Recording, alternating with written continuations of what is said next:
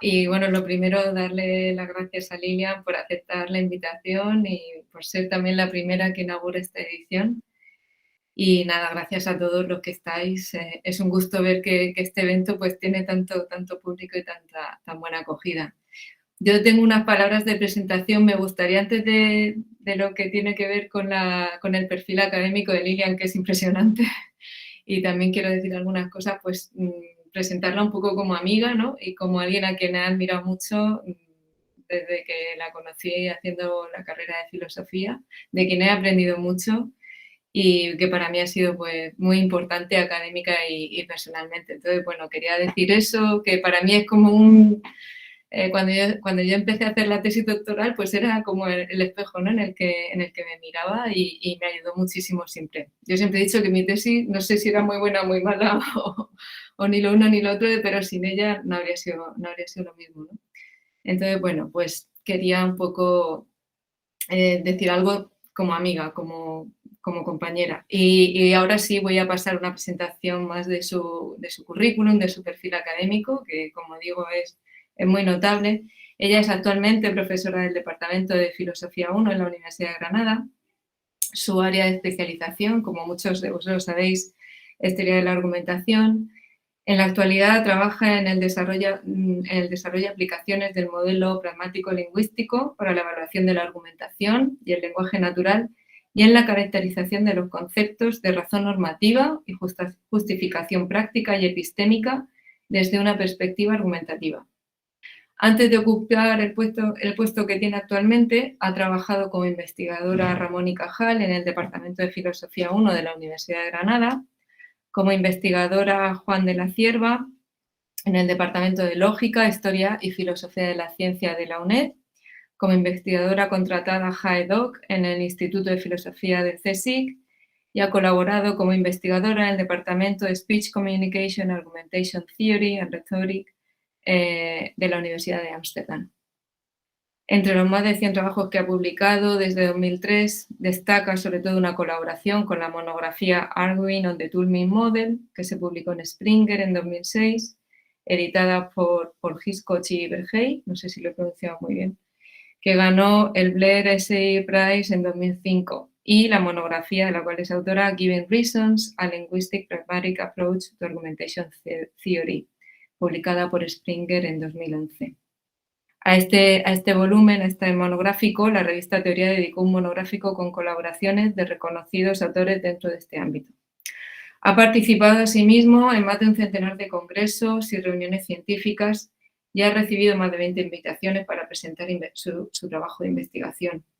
Tiene también amplia experiencia en la organización de actividades de investigación, ha sido investigadora principal de proyectos de Plan Nacional I+D+I, de manera ininterrumpida desde 2015, y en uno de esos proyectos ha obtenido también financiación para contratos FPI, en 2 de ellos. Ha participado en 3 proyectos internacionales, incluyendo un COST financiado por el European Research Council. También tiene experiencia en la dirección de tesis doctorales, 2 ya dirigidas, 3 en curso, tesis de máster. Ha participado en proyectos de innovación docente y en ediciones de aulas abiertas y extensión universitaria de varias universidades. También desde 2017 dirige la Unidad Científica de Excelencia, Filolab, de la Universidad de Granada, sobre controversias y debates públicos. Y además el año pasado fue reelegida como presidenta de la Association for Informal Logic and Critical Thinking, siendo la primera persona de un país europeo en desempeñar este cargo. Es cofundadora de la European Conference on Argumentation y miembro de diversas sociedades y grupos de investigación internacionales sobre argumentación. También pertenece al comité editorial de la revista Topoi y ha sido secretaria y fundadora de la Revista Iberoamericana de Argumentación. También es evaluadora de numerosas revistas, que no enumero para no alargar mucho esta presentación, y también para diversas editoriales. También ha recibido el año pasado el Premio de Excelencia Investigadora en Humanidades de la Caja Rural de Granada y ha sido secretaria de Podemos y actualmente participa en un espacio municipalista que trata de hacer política desde abajo arriba. Esto me encanta, con un pie en la institución y 1000 pies en la calle. Y en sus ratos libres disfruta mucho con los paseos, la conversación, el paddle surf, el diseño de interiores low cost y cocinar para la gente a la que quiere. Un gusto enorme tener a Lilian y bueno, ya me callo. Muchas gracias. Muchas gracias, María José. Muchas gracias por la presentación, me hace mucha ilusión que tú me presentaras. Bueno, recibir esta invitación fue súper agradable y además vino en un momento muy bueno.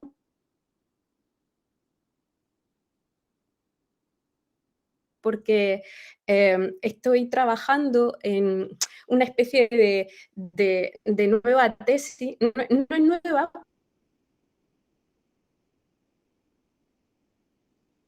porque en realidad...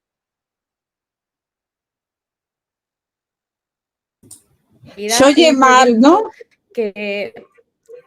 Lilian, se oye mal. No sé si es desde que yo empecé a presentar, se construye que a lo sobre mejor la base del interrumpe o trabajo si que he hecho deberíamos en de quitar los vídeos todos. Si quitamos la pantalla, bueno, os quedáis Amalia y María José y quitamos los demás. A ver si se oye mejor.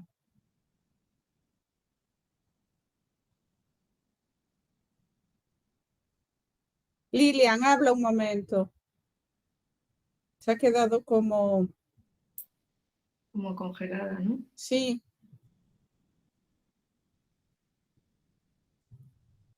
Voy a dejar de presentar, a ver, pero no, es su conexión. Sí, ya dijo que estaba con los datos del teléfono. Yo creo que ha salido ahora. Lilian. Sí, ya he conseguido entrar. Pues como os decía, es que se va la cobertura en todo el barrio, lo siento. Vale, vamos a ver si no tenemos más interrupciones. Vale, lo que estaba diciendo es que me hacía mucha ilusión y que esto venía en un momento muy adecuado para mí, porque siempre he sentido que los espacios de la filosofía en general y los de la filosofía analítica en particular eran espacios duros, donde uno no iba, digamos, a presentar su idea y encontrar colaboración para sacarla adelante, sino más bien a demostrar que tenía razón y a enfrentarse de manera un poco, digamos, de verdad a las opiniones, a las críticas, lo cual está muy bien, ¿no? Sin ningún problema. Pero es verdad que no suelen ser los espacios de la filosofía y los de la filosofía analítica en particular, no suelen ser espacios amables, ¿no? En cambio, la idea de un espacio como el de Sweep Analytic se me antojaba un espacio muy amable, pero precisamente por esta idea de que a las mujeres que se dedican a la filosofía hay que también escucharla y hacerle espacio en la academia. Y la voz de las mujeres algunas veces cuesta un poco más que se oiga, ¿no? Entonces, presentar un trabajo que para mí es nuevo, en el que no estoy muy segura, pero tener la oportunidad de discutir con vosotras y sin arriesgar la cara, sino más bien esperando que disculparéis amablemente la insuficiencia, las limitaciones y sin embargo me daréis lo mejor de vuestras luces para ayudarme a que esto sea lo mejor posible, pues me da mucha confianza, así que lo agradezco mucho.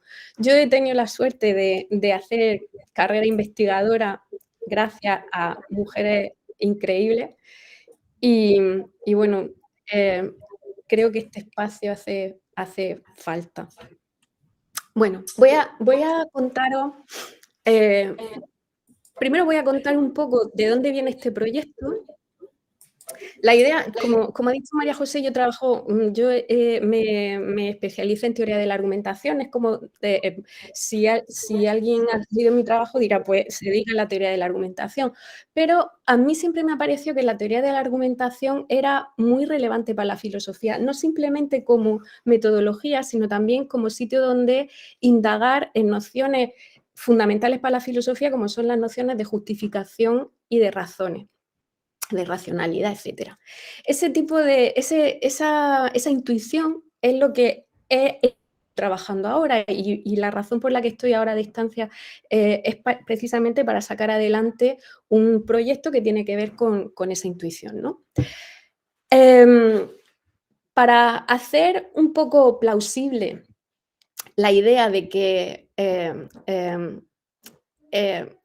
la justificación y la racionalidad y las razones son propiedades que surgen de la práctica de argumentar, me gustaría presentar unas cuantas consideraciones. Estas consideraciones, junto con la definición clave para este proyecto, que es la de práctica constitutivamente normativa, son las dos cosas que me gustaría presentaros, que como digo, es trabajo recién sacado del horno. Ni siquiera estoy segura de que esté bueno, porque es una receta que hago por primera vez, si me permitís la expresión.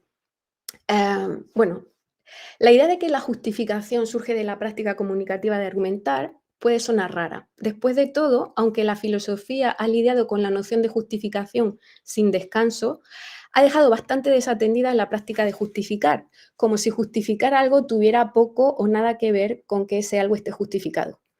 Que la justificación sea el producto de la buena argumentación implica que no es una propiedad que las creencias, las actitudes, las intenciones, las acciones, etcétera, tengan por sí mismas, sino solo porque existe buena argumentación para ellas. Como un primer desafío a esta idea, os vendrá a la mente enseguida la posibilidad de tener creencias justificadas no inferencialmente. Por ejemplo, cuando veo una araña frente a mí y adquiero la creencia justificada de que hay una araña frente a mí, lo hago sin que medie argumentación alguna. Sin embargo, que podamos adquirir creencias justificadas sin hacer inferencia es consistente con la idea de que para que una creencia de este tipo esté justificada, ha de ser posible aducir su marco causal como parte de una argumentación que sirva para mostrar que la creencia es correcta. Y también que para que esta creencia sea racional, tal argumentación debe ser buena desde el punto de vista del sujeto que así lo cree. De este modo, por ejemplo, la creencia no inferencial de la pequeña Julia de que hay una araña enfrente de ella, normalmente se justificará señalando que está viendo algo que parece una araña y que se cumplen las condiciones para ver correctamente, es decir, produciendo buena argumentación para la afirmación de que hay una araña frente a ella. Pero cuando Julia era pequeña, le tenía tanto miedo a las arañas que su madre decidió persuadirla de que las arañas no existen. Y ahora Julia está firmemente convencida de que las arañas no existen y por ello, que esté viendo algo que parece una araña y que se cumplen las condiciones para ver correctamente, no constituirá buena argumentación desde su punto de vista para concluir que hay una araña frente a ella. Y si persiste en creer que la hay, habremos de considerar que está manteniendo una creencia irracional, a pesar de tratarse de una creencia verdadera y justificada. En este ejemplo pretendo mostrar las virtudes de la justificación en términos de argumentación. Por otra parte, una concepción argumentativa de las razones establecerá que hacer o creer algo por la razón de que P es cuestión de que P sea lo que el sujeto aduciría sinceramente en circunstancias normales para justificar por qué hace o cree eso, tanto si esa razón es parte de una deliberación realizada por el sujeto que dé lugar a esa creencia de acción como si no. El ejemplo típico es que alguien salta del autobús y sin pensarlo mucho, de repente se da cuenta de que está en su parada, salta del autobús y cuando alguien le pregunta por qué ha hecho eso, dice, porque esta es mi parada. No ha habido deliberación, pero la razón por la que ha saltado del autobús, bueno, ha salido en esa parada es porque se ha dado cuenta de que es su parada. Es tentador pensar que ser capaces de hacer algo por una razón requiere ser capaces de ver razones en el mundo y de responder a ellas en consecuencia, o dicho de otro modo, que las razones solo pueden motivar racionalmente nuestras respuestas si son capaces de operar como razones en el modo mismo en que determinan esa respuesta, es decir, independientemente de cualquier argumentación real o posible. Esto sería así porque el mero hecho de responder de cierta manera a hechos que si se adujeran en buena argumentación constituirían razones que mostrarían que tales respuestas son adecuadas, es una habilidad que hemos adquirido en nuestros intercambios exitosos con el mundo, que compartimos, por ejemplo, con las hormigas y las abejas, y para ellas no presumimos ninguna racionalidad. Por el contrario, las personas humanas somos capaces de reflexionar sobre nuestras respuestas y ponderar los hechos para comportarnos o adoptar actitudes en consecuencia. Sin embargo, desde la perspectiva que estoy trabajando, es más sencillo pensar que esto es así porque los seres humanos participamos en la práctica comunicativa de argumentar. Después de todo, responder adecuadamente a hechos que constituirían buenas razones si se adujeran en buena argumentación y ser capaces de aducir hechos para mostrar que una respuesta es adecuada son habilidades menos misteriosas que la de ver razones en el mundo y estar sujeto a ellas como razones y no meramente estar afectados causalmente por ellas como hechos, a veces incluso sin que medie razonamiento alguno.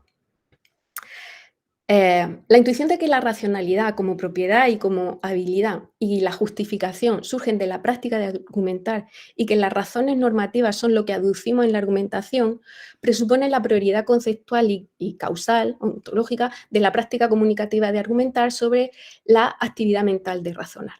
Y ahora me gustaría al menos presentar algunas consideraciones para que esta idea resulte un poco menos inverosímil. Para empezar, dada la sociabilidad y la dependencia de los seres humanos de la comunicación, es razonable pensar que una función importante del razonamiento es producir argumentos con la intención de persuadir y con ello contrastar con los demás nuestros puntos de vista. Sin embargo, como Sperber y Mercier han mostrado, que esta sea, de hecho, la función principal del razonamiento, explicaría una amplia gama de evidencia sorprendente, incluyendo el fenómeno generalizado del sesgo confirmatorio tan estudiado por Kahneman y Tversky, como sabéis. Si el razonamiento es ante todo un medio para encontrar razones que justifiquen nuestros puntos de vista y decisiones ante los demás, entonces la argumentación es más básica que el razonamiento. Esta es una forma de externismo social según la cual la capacidad misma de razonar sería subsidiaria de la práctica comunicativa de argumentar a favor de nuestras creencias y acciones. Por otro lado, al menos a veces, parece evidente que se requiere un marco comunicativo para determinar si una inferencia es explicativa o justificativa. Justificatoria, no sé si. Bueno, consideremos el famoso ejemplo de razonamiento que da Harman. Mary abre la alacena y ve que no quedan cereales e infiere que Elizabeth ha de habérselo acabado el día anterior. Si Mary hace eso, diríamos que está explicando por qué no hay cereales en la alacena o que está justificando su creencia de que Elizabeth se los terminó el día anterior. Ciertamente que no haya cereales es una razón justificatoria para creer que Elizabeth se lo acabó el día anterior, pero parece extraño decir que en su razonamiento Mary está justificando o explicando algo. Más bien diríamos simplemente que infiere una cosa de la otra. Por el contrario, cuando el contexto comunicativo en el que los hechos se aducen como razones está claro, la distinción entre razones normativas o justificatorias y razones explicativas es nítida. Por ejemplo, en un contexto en el que no se cuestiona la afirmación de que sonará un trueno en 5 segundos, señalar que el rayo ocurrió a 2 kilómetros de distancia cuenta como explicar ese hecho, mientras que en un contexto en el que está en cuestión que el trueno sonará en 5 segundos, señalar que el rayo ocurrió a 2 kilómetros de distancia equivale a argumentar y eventualmente justificar la afirmación de que el trueno sonará en 5 segundos. Sin un contexto comunicativo, parece que las meras inferencias no llegan a constituir explicaciones ni justificaciones y por tanto que los prompters de esas inferencias no llegan a ser razones ni explicativas ni justificatorias. Es posible que nuestra capacidad de responder a razones dependa en última instancia de nuestra capacidad de hacer inferencias, sean estas lo que sean. Pero ello es compatible con pensar que los hechos que suscitan tales respuestas se convierten en razones justificativas, explicativas o motivadoras, siguiendo la distinción que propuso María Álvarez, que por cierto es la persona con la que trabajo aquí en Londres. Bueno, digo, las razones... los hechos que suscitan nuestras respuestas se convierten en razones porque tenemos la práctica comunicativa de justificar esa respuesta y de explicarla. Por otra parte, una concepción argumentativa de las razones normativas es compatible con la idea de que las razones normativas son en última instancia hechos, pero plantea que para que P sea una razón justificativa o motivadora para X, la afirmación de que P ha de estar en cierta relación argumentativa con una afirmación sobre la corrección de X. Es decir, esta concepción argumentativa de las razones asume que las razones y los hechos están relacionados por constitución, no por identidad numérica. La idea de que las razones normativas son lo que aducimos en la argumentación pone de manifiesto su naturaleza presentacional, es decir, que no son los hechos per se, sino los hechos individualizados y presentados de una manera u otra lo que los constituye como razones.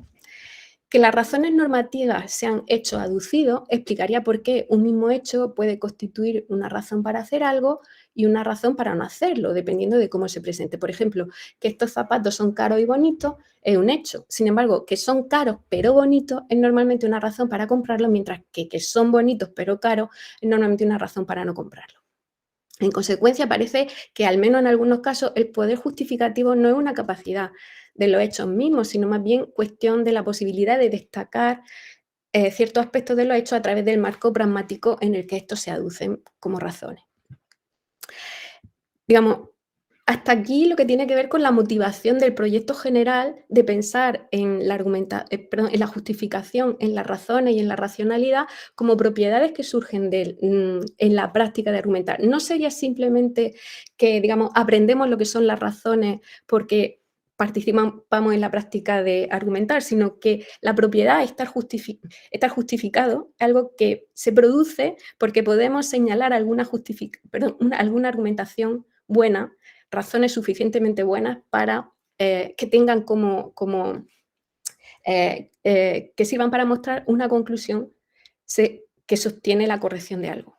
Esta idea de que justificar es mostrar la corrección tiene como, digamos, reto principal, o digamos, por lo menos para el proyecto que yo pretendo llevar a cabo, que al fin y al cabo es un proyecto al menos reduccionista. Pretende dar cuenta de lo normativo en términos normativos, pues el primer reto al que se enfrenta este proyecto es determinar a qué llamamos justificación. Y es aquí donde aparece, digamos, mi formación y mi trabajo previo como en teoría de la argumentación. Mi modelo en teoría de la argumentación pretendía, digamos, resolver lo que caracterizaba como el problema de la justificación de los modelos de teoría de la argumentación, que es el siguiente. Si consideramos que la argumentación es buena en la medida en que sirva para cumplir cierto objetivo que consideramos racional, por ejemplo, según la pragma dialéctica, la argumentación es buena si estamos en condiciones de resolver una diferencia de opinión de cierta manera.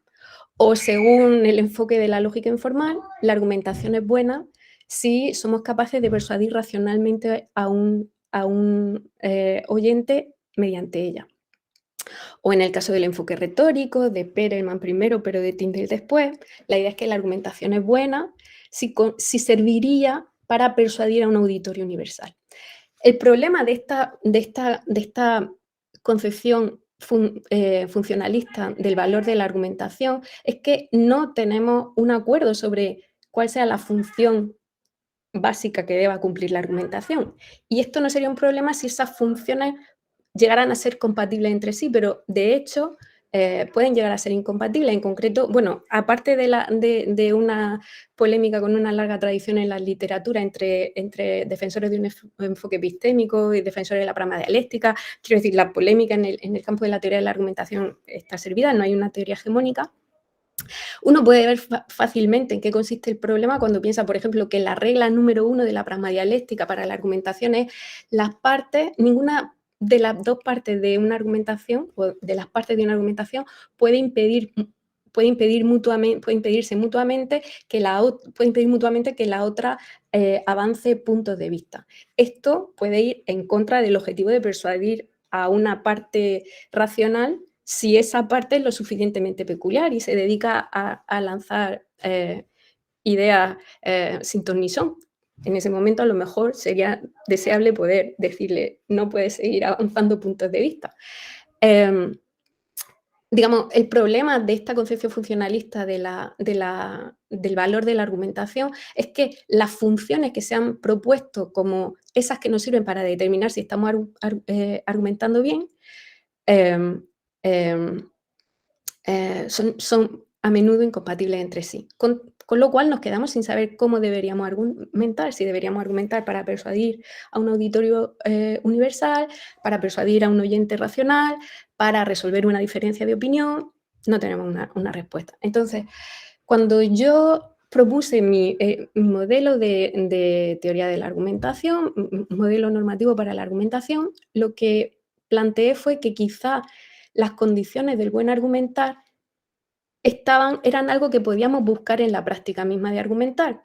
Algo así como, bueno, lo mismo argumentar le pasa como afirmar que tiene estándares constitutivos de corrección.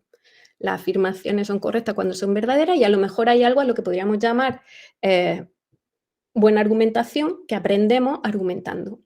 Y la idea es, bueno, si hay un estándar constitutivo de la argumentación, deberíamos, y podemos decir, esa es la justificación, con eso todavía no hemos avanzado lo suficiente, porque eso no nos da un modelo de qué sea justificar. Ahora necesitaríamos saber qué es justificar. Pues la idea es, lo podemos obtener si pensamos en la argumentación como siendo una práctica que tiene un aim constitutivo, que pudiéramos considerar equivalente a la justificación. En concreto, lo que yo sostenía es que argumentar tiene como aim constitutivo intentar mostrar que una afirmación de referencia es correcta. En la medida en que eso parezca una buena definición de justificación, estaríamos dando una caracterización de la justificación en términos no normativos, por lo menos hasta donde llegamos, porque está la cuestión de qué significa que una afirmación sea correcta.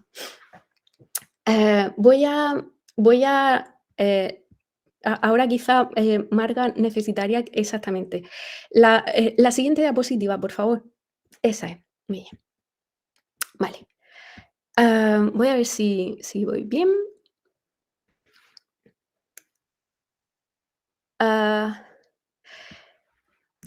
Mi estrategia para caracterizar la argumentación como una práctica que tiene unos estándares que nos sirven para decir cuando estamos ante buena o mala argumentación sin tener que acudir a una concepción funcionalista del valor de la argumentación, es caracterizar la argumentación como lo que llamo una práctica constitutivamente normativa. Y estas son las condiciones de una práctica constitutivamente normativa. Esto lo escribí primero en inglés, pero ahora me sale muy gracioso porque para hacer infinitivo el nombre de la variable que he usado para nombrar una conducta, estado o evento mental como constitutivamente normativo es pi. Entonces, hacer infinitivo el pi es piar. Bueno, pues pi tiene un objetivo un tipo de conducta, estado o evento mental pi es constitutivamente normativo, sí, solo sí, cumple estas 4 condiciones. En primer lugar, pi tiene un objetivo constitutivo, un aim constitutivo, en el sentido de que piar equivale a mostrar una conducta o un estado o evento mental típicamente conducente a obtener lo que característicamente se pretende al piar. De acuerdo con esta noción de objetivo constitutivo, el objetivo constitutivo de jugar al ajedrez no sería dar jaque mate, sino mover las piezas de ajedrez de acuerdo con las reglas del ajedrez, ya que tiene sentido decir que alguien está jugando al ajedrez, pero pretende dejar que el adversario gane. A su vez, el objetivo constitutivo de creer que P no sería saber que P, sino sostener la verdad sobre P, dado que P, porque se puede creer que P sin pretender saber que P, pero no se puede creer que P sin pretender que P. La segunda condición es que piar no equivale necesariamente a cumplir el objetivo constitutivo de piar. Así, dado que el objetivo constitutivo de ver es percibir visualmente, ver no es una práctica constitutivamente normativa, porque una no puede ver a menos que logre percibir visualmente. Por el contrario, una puede jugar al ajedrez sin lograr seguir completamente las reglas del ajedrez, es decir, una puede cometer errores al jugar al ajedrez, porque jugar al ajedrez no es seguir las reglas del ajedrez, sino mostrar un comportamiento que conduce típicamente a que las piezas de ajedrez se muevan de acuerdo con las reglas del ajedrez. La tercera condición sería que el objetivo constitutivo de pi solo puede cumplirse piando. Es decir, mientras jugar al ajedrez o ver satisfacen esta condición. Las actividades netamente orientadas a fines como darle brillo a los zapatos, cortar el césped o relajar la espalda no la cumplen porque su objetivo constitutivo, que sería pues, tener los zapatos abrillantados, tener el césped cortado o la espalda relajada, es algo que se puede lograr sin presentar el estado mental o el comportamiento correspondiente. Por último, la última condición de las prácticas constitutivamente normativas sería que al realizarlas las personas profesan que cumplen su objetivo constitutivo. Por lo tanto, jugar al ajedrez no sería una práctica constitutivamente normativa a pesar de cumplir las 3 condiciones anteriores, porque se puede estar jugando al ajedrez moviendo las piezas de cierta manera sin pretender que se está moviendo de acuerdo con las reglas del ajedrez. Alguien puede descubrir, oye, en realidad está jugando al ajedrez. A su vez, creer que P sí sería una práctica constitutivamente normativa porque además de cumplir las condiciones anteriores, al creer que P, los individuos profesan sostener la verdad sobre sí P dado que P.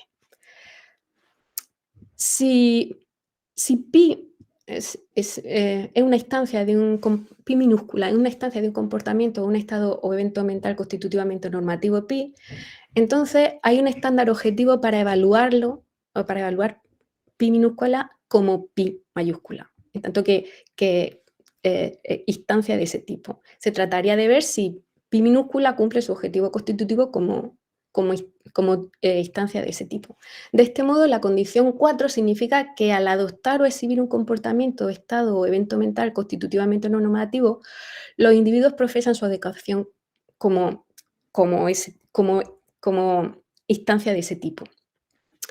Nótese que esta no es una definición funcional del valor, ya que contrariamente a las funciones, los objetivos constitutivos de las prácticas constitutivamente normativas son constitutivos y sin embargo, como estamos hablando de objetivos y no de funciones, el no cumplirlos no excluye la identidad. Es decir,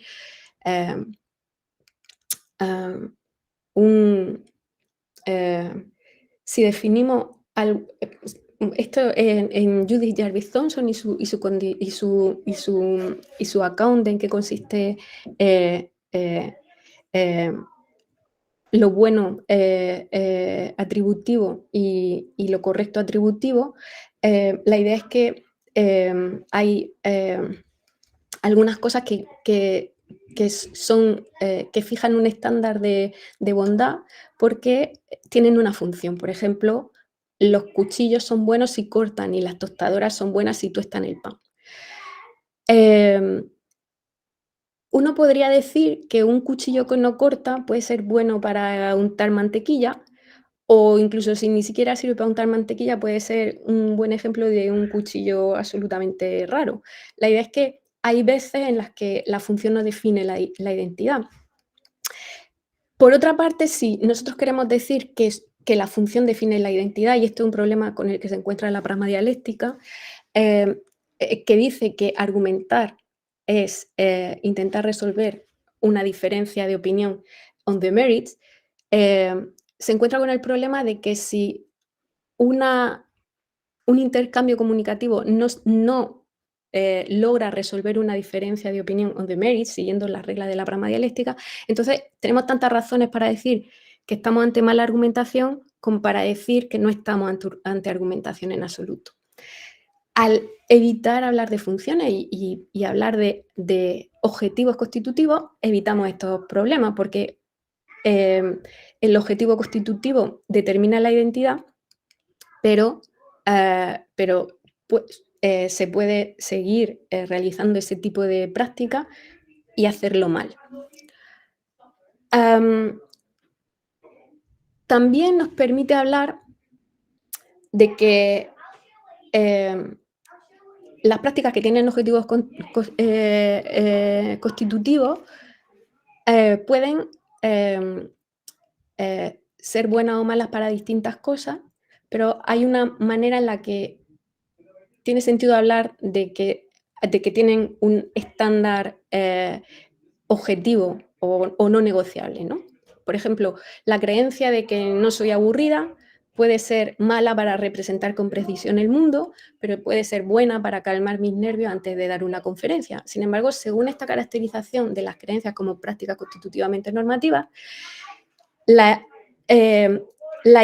si la creencia es falsa, esa creencia es mala de una manera privilegiada, que tiene que ver con no alcanzar su objetivo constitutivo como creencia. Esto es lo que defienden todos los defensores de la idea de que las creencias se definen por un inconstitutivo más que por una norma constitutiva. Por otro lado, este tipo de valor no es equivalente a la bondad predicativa, porque el hecho de que Piaget, de cierta manera, haga que Piaget logre su objetivo constitutivo como pi, no proporciona una razón prima facie para Piaget de esa manera, ya que Piaget puede ser fútil o simplemente malvado, de modo que no tengamos ninguna razón para Piaget en absoluto. Sin embargo, este tipo de estándar determina algún tipo de valor, como viene a decir Judith Jarvis Thomson, porque el hecho de que Piaget de determinada manera haga que Piaget no cumpla su objetivo constitutivo como pi, proporciona una razón prima facie para no Piaget de determinada manera. Esto es así porque cumplir con el estándar para pi equivale a tener lo que pretendemos al Piaget. Por lo tanto, si nunca no hemos planteado, por ejemplo, en el caso de la creencia, si nunca no hemos planteado si P es posible que no tengamos una razón para creer que no P, incluso aunque P sea falso. Pero si consideramos si P y no P, entonces tenemos una razón para no creer que P, a saber que al creer que P pretendemos que P. Voy a llamar corrección a esta especie de valor, este tipo de valor que tienen las prácticas constitutivamente normativas cuando la satisfacción del fin constitutivo no admite graduación, por ejemplo, en el caso de la creencia. Y llamaré bondad a esta especie de valor de una práctica constitutivamente normativa cuando la satisfacción de su finalidad constitutiva puede venir en grado. Con esto no quiero decir, por supuesto, que todo tipo de corrección o de bondad, sea atributo, bondad atributiva, sea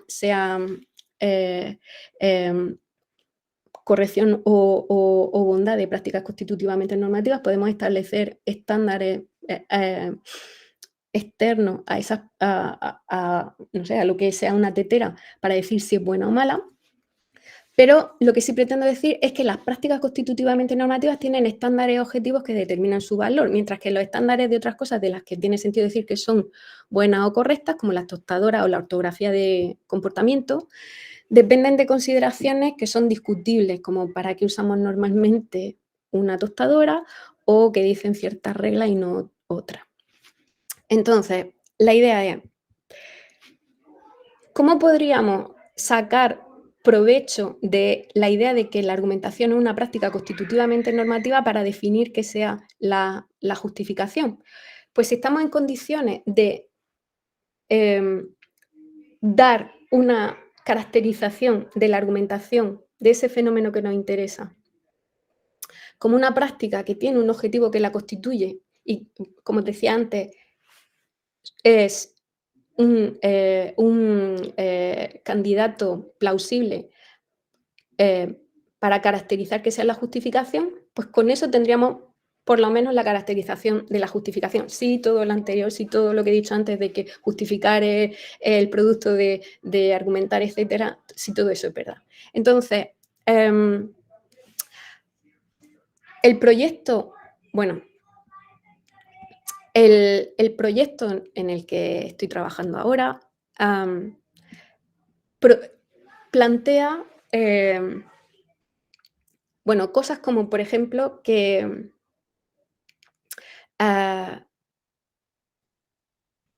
si la argumentación es lo que propongo en mi modelo, un intento de demostrar que una afirmación de referencia es correcta, entonces justificar una creencia de que P será mostrar que P.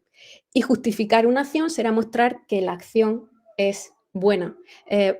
Por supuesto, acción y creencia también han de definirse en términos de prácticas constitutivamente normativas. Para eso desarrollo la idea de agenda. Bueno, no me voy a meter en eso, pero bueno, la idea sería que de esta manera tenemos un account, digamos, relativamente unificado de en qué consiste que algo sea una razón práctica y una razón epistémica. Y también nos permite explicar en qué consiste lo que está mal en las razones de... hay un problema recurrente que tienen sobre todo las teorías normativas que pretenden plantear la noción de valor como la primitiva semántica que sirve para explicar el resto de nociones normativas, que es que hay hay algunos hechos que nos proveen de razones del tipo equivocado, the wrong kind of reasons, para la respuesta que justifican. El ejemplo típico es que si alguien te ofrece dinero por creer que es una bellísima persona, por un lado tiene una razón para no creer que es una bellísima persona y por otro lado tiene una razón del tipo equivocado para creer que es una buena persona, que es que te ofrece dinero. Hay gente que sostiene que las razones del tipo equivocado no son razones, hay gente que sostiene que sí son razones. Esta propuesta de considerar las razones como lo que aducimos en la argumentación nos permite explicar por qué las razones del tipo equivocado pueden ser razones y qué es lo que es misguiding en las razones del tipo equivocado. Por ejemplo, Howard, en un artículo reciente, dice que si alguien te ofrece una gran suma de dinero para que creas que es rico, tiene una razón del tipo correcto y una razón equivocada para creer que es rico.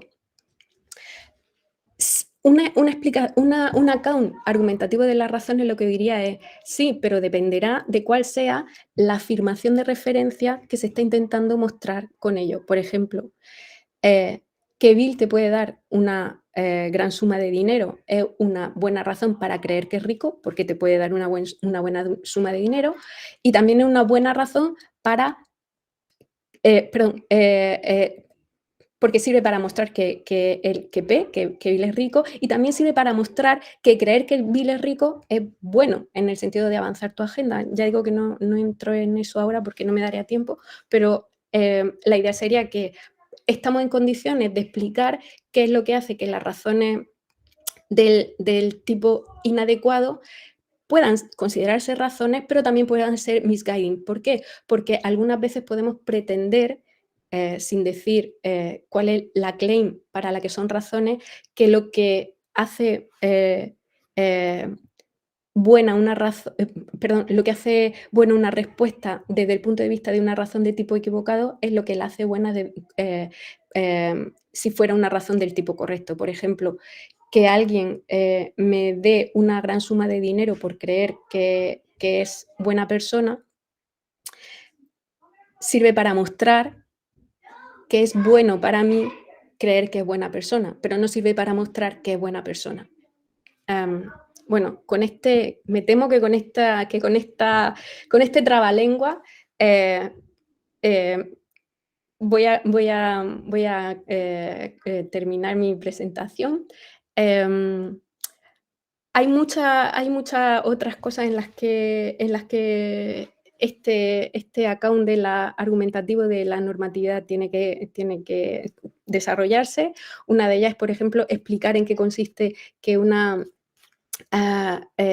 actitud no doxástica, como por ejemplo tener miedo, esté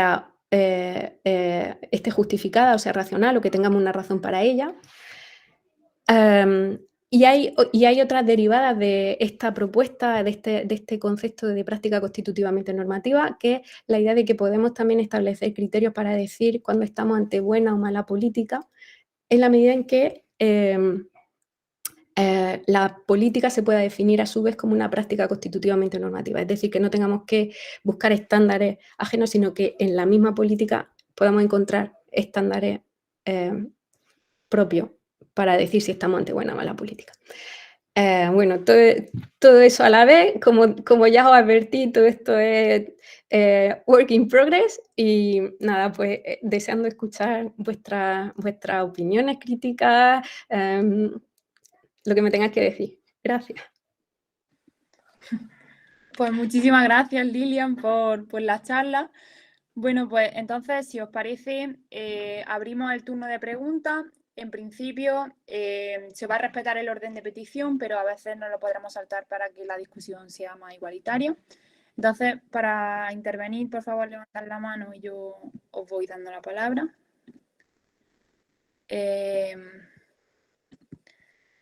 Vale, pues Rosario del Olmo.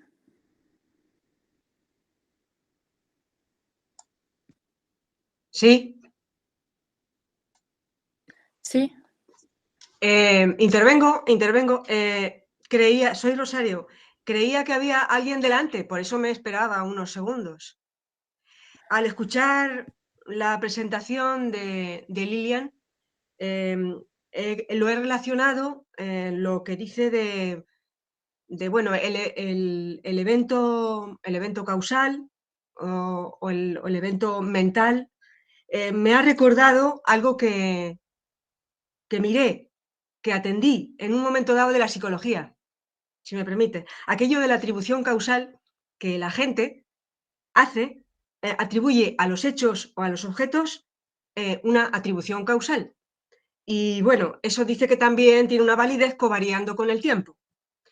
Bueno, esto según Heider, es el autor, 1958, y luego posterior Kelly, 1967, que tiene como unos atributos de comportamiento. En algún momento en tu presentación decías algo que tenía que ver con el estado mental o que son como conductas también. No es idéntico lo que yo estaba cavilando con lo que has estado mencionando de la argumentación. Aquí en esto de la atribución causal se hablaba de factores externos e internos. Quería ponerlo de manifiesto. Si puedes considerar, si tienes un poco noción, recuerdo de eso que decían estos Heider y Kelly sobre la atribución causal. Y luego que me ha llamado la atención la diferencia que hacías sobre razón epistémica y razón práctica. Lo de epistemología es que a veces cuando se está redactando un trabajo de investigación hay que estar considerando, ¿lo pongo o no lo pongo? ¿Con qué lo relaciono? Epistemología. Y luego a veces me suenan las palabras como, ¿y empírico? ¿Qué es empírico?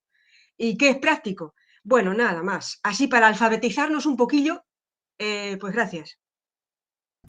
Gracias a ti. Me temo que de la primera pregunta no te voy a poder decir nada con sentido porque no sé a qué literatura te refieres, lo siento. De lo segundo, quizás sí te pueda ayudar para entender la distinción entre una razón epistémica y una razón práctica. Es que una razón epistémica sirve, bueno, según lo que yo acabo de proponer, para mostrar que una creencia es correcta en tanto que creencia. Es decir, si alguien te da dinero para que creas que es una buena persona, eso no es una razón para creer que una buena persona, en el sentido de que sirva para mostrar que creer que una buena persona es correcto. Sirve para mostrar que creer que una buena persona es conveniente. Es decir, es una razón práctica para creer que es una buena persona. ¿De acuerdo? Una razón práctica es una razón para hacer algo y una razón epistémica es una razón para creer algo. Lo que pasa que dicho así, también podemos tener razones prácticas para creer cosas. Bueno, hay quien sostiene que no, pero yo creo que sí, que podemos tener razones prácticas para creer cosas. Por ejemplo, creo que es una razón práctica de mucho peso no creer uno que está, o creer uno que no es aburrido cuando va a hacer una presentación. Es una razón práctica de mucho peso y una razón para una creencia. Pero la idea sería esa, que la diferencia entre razones epistémicas y razones prácticas en lo que yo acabo de proponer es que cuando damos una razón práctica, estamos aduciendo un hecho para mostrar que hacer algo es bueno. Y cuando damos una razón epistémica, estamos aduciendo un hecho para mostrar que una creencia es correcta. ¿De acuerdo? Y tampoco son... Bueno, ya está, solo eso. Bueno, a ver, replico un poquito. El sentido de corrección parece que tendía a ser universal. Lo estabas planteando como posible duda. ¿Cómo va a llegar a ser tan universal? Bueno, Sí, la idea realmente, sí, ya está. La idea sería que, por ejemplo, las creencias parece que sí tenemos como, es bastante fácil aceptar que tienen como un estándar de corrección que tiene que ver con lo que se pretende cuando uno cree, ¿no? Cuando uno cree que cuando uno cree que está lloviendo, lo que cree es que es verdad que está lloviendo. Suena como un galimatías, pero digamos, cuando dice creo que P, o cuando afirma creo que P, o cuando decimos de alguien que cree que P, lo que decimos es que lo que cree es que eso que cree es verdad. Entonces, esa pretensión de verdad es lo que hace, si se cumple, que la creencia sea correcta. A eso es lo que llamamos que la creencia, como diría Jarvis Thompson, es un correctness fixing type, en el sentido de que tiene estándares de corrección fijos, estables, o digamos que son mejores que otros estándares que podríamos tener para ella. Vale. Manuel García Carpintero. Hola, hola a todos, hola Lilian, mucho gusto de verte, aunque sea por este medio, y a todos también. Es una cuestión de clarificación sobre la caracterización que has dado de actividad normativa. No sé si lo he entendido bien. Tampoco se me ha parecido en particular que en el caso del ajedrez decías que se seguía de tus 4 criterios, en particular el cuarto, que no sería una actividad normativa. Entonces, te planteo, con fin de que me lo clarifiques, te digo como, tal como yo lo diría, que me parece que se parece bastante a algunas de las cosas de tu caracterización, pero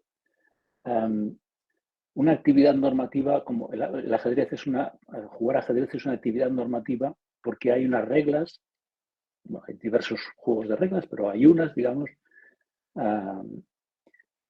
que determinan un estándar de corrección para esa actividad. Es decir, es una actividad que está constitutivamente sujeta a esas reglas, de manera que se pueden violar las reglas. Pero precisamente las reglas están ahí para decidir qué cosas cuentan como violar las reglas y otras cosas cuentan como no violar las reglas. Entonces, esta forma de entender que es una actividad normativa en términos de reglas constitutivas que determinan estándares de corrección e incorrección para la actividad en cuestión, parece mucho más, o sea, parece que el primer elemento, el primer ingrediente de tu caracterización apuntaba a esto, pero de una forma que a mí me ha parecido circunloquial. Entonces la pregunta es, porque era algo así como que hay un objetivo constitutivo y en el caso del ajedrez el objetivo constitutivo sería atenerse a las reglas, tal como lo he entendido. Es decir, sería llevar a cabo una actividad que típicamente resulta en atenerse a las reglas. Esto lo veo circunloquial porque no sé muy bien qué es llevar a cabo una actividad que típicamente parece que esto a lo mejor esto es algo psicológico, típicamente no se sabe muy bien qué significa. Entonces, digamos que hay muchas cosas que quizás yo no contaría como jugar ajedrez, porque, y sin embargo, podría decirse que es hacer cosas que típicamente contarían como, o que podrían contar, no sé, en fin, esto me lleva eso para, digamos, acabar de perfilar la cuestión. Me ha parecido que decías que jugar ajedrez no sería una actividad normativa porque no cumple la cuarta condición, donde la cuarta condición era algo así como profesar, la capacidad de profesar que uno está haciendo algo que tiene el objetivo constitutivo. Entonces, me parece que has dicho que uno puede, digamos, jugar ajedrez sin tener la capacidad de profesar esto, porque uno me ha parecido entender que uno puede, digamos, mover las piezas del ajedrez.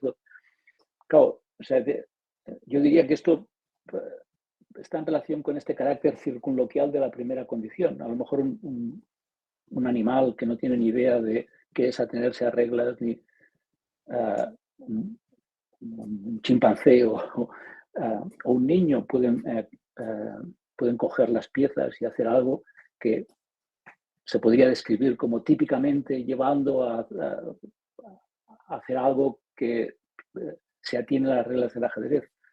En ese sentido, sí, o sea, entendido de todo este modo, claro, eso sería una objeción, pero tal como yo de esa manera más simple, digamos, basada en SEAL, en que yo lo he descrito, este caso no puede darse, entiendo yo. Claro, habría que ver qué es llevar a cabo una actividad que está definida por esas reglas, pero uno puede decir que, excepto casos raros que luego se pueden tratar de cierto modo, en casos paradigmáticos uno solo está llevando a cabo una actividad que está definida por reglas constitutivas si uno tiene la intención de someter lo que uno está haciendo a esas reglas. Y por tanto, el ejemplo ese que has puesto no sería un contraejemplo genuino, porque el chimpancé o el niño muy pequeño que no sabe nada de reglas constitutivas, nada así, simplemente no estarían jugando ajedrez. No tienen, no cumplen una condición necesaria para que sea verdad de lo que hacen, que es una actividad sujeta a esas reglas. En fin, pero ya digo que no es una objeción, sino que realmente lo que me interesaría es, porque no conozco el marco este de la teoría de la argumentación, que me clarifiques un poco más por qué esa forma de caracterizar, que a mí a primera vista me parece más complicada, versus esta, en contraste con esta otra más tradicional. Muchas gracias, Manolo. Vamos a ver, la idea de práctica constitutivamente normativa tiene que ver con la intuición de que algunas de las cosas que hacemos inauguran en el mundo distinciones entre hacerlo bien y hacerlo mal. Esto está en Judith Jarvis Thomson. Entonces, no es que estableciendo unas normas o... Bueno, seguramente se puede describir en términos de normas, pero creo que tiene algunas ventajas no hacerlo en términos de normas desde el punto de vista de una explicación naturalista. Somos muy capaces de leer las intenciones de la gente en la medida en que tendemos a atribuir masivamente racionalidad y acierto. Es decir, que cuando vemos a alguien desplegando una conducta que normalmente tiene como resultado lograr cierta cosa, en la medida en que vemos que está disponiendo esos medios, normalmente le atribuimos esa intención. Digamos, el asunto es que las prácticas constitutivamente normativas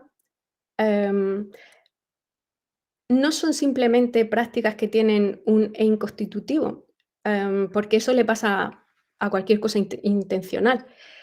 Y ni siquiera son cosas que, digamos, uno puede redefinir no sé hasta qué punto se puede, tengo mis dudas. Y en el caso de la argumentación me parece que no se puede, precisamente porque la argumentación no es correcta o incorrecta, sino buena o mala. Pero la idea sería, en la medida en que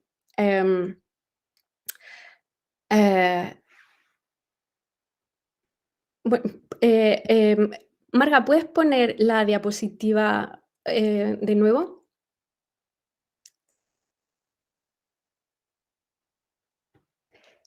La idea es que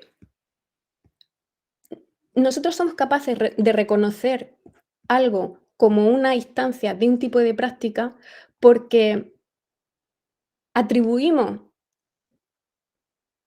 a la persona que tenemos enfrente la capacidad de acertar o de disponer los medios adecuados para lo que pretenden.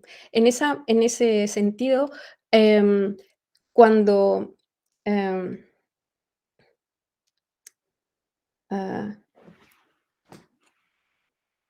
pretendemos, cuando decimos que una práctica... me estoy poniendo nerviosa y lo estoy diciendo muy mal.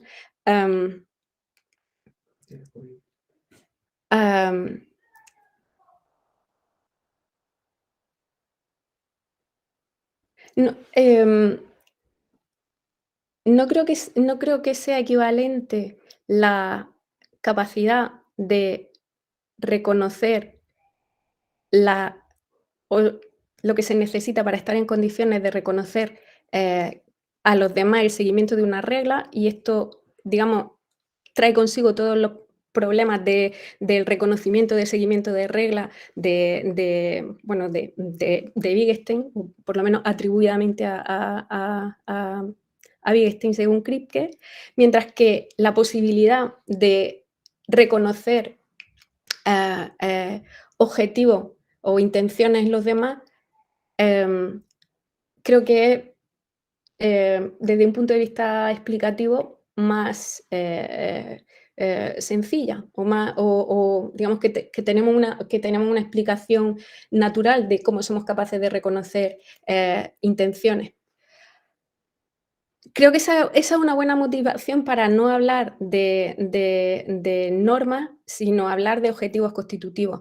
Es verdad que al hablar de objetivos constitutivos estamos haciendo algo que ya incluye cierto componente de normatividad y pensaba que te refería a eso, porque estamos hablando de la posibilidad de que algo sea un tipo, perdón, un type, una instancia de un tipo.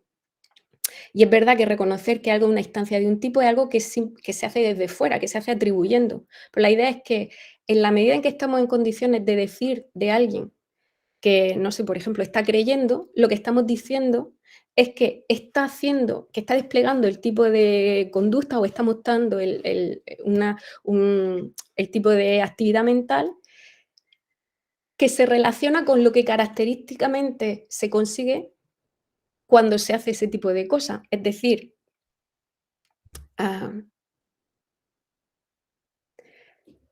que esta definición requiere que tengamos el concepto de práctica, el concepto de la práctica en cuestión. Por ejemplo, el concepto de creencia. Pero creo que eso no es muy problemático, creo. No sé si me he explicado bien, pero... Me clarifica algo, digamos, las diferencias entre Pero las sí, dos opciones de... vale. Gracias. A ti. Vale, Gervasio.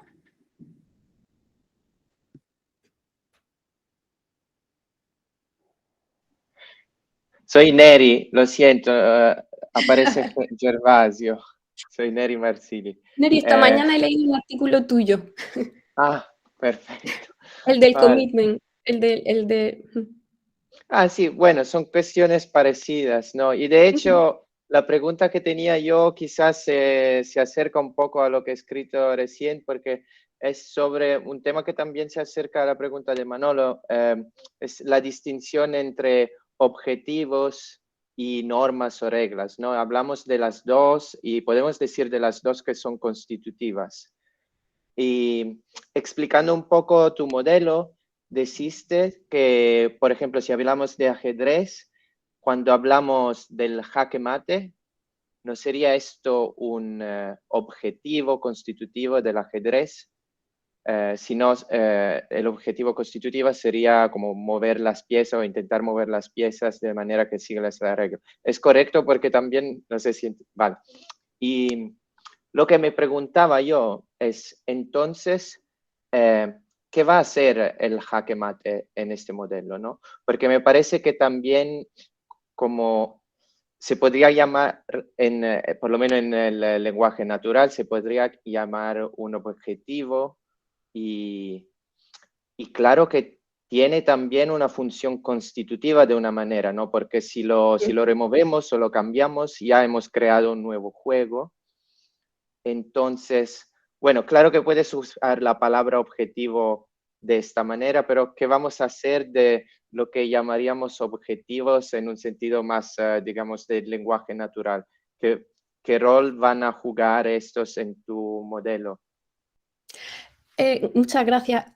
Creo que uno puede tener, en la caracterización que hago de lo que es del hacer, del doing como una práctica constitutivamente normativa, lo que digo es que hacer es bueno. Bueno, como yo os decía, cuando hablo del valor de las prácticas constitutivamente normativas, distingo entre que el objetivo se pueda lograr sí o no, o el objetivo sea cuestión de grado.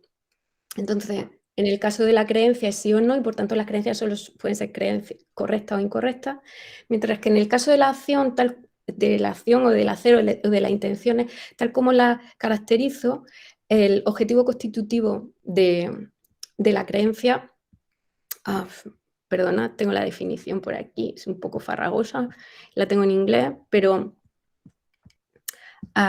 el objetivo constitutivo de la creencia es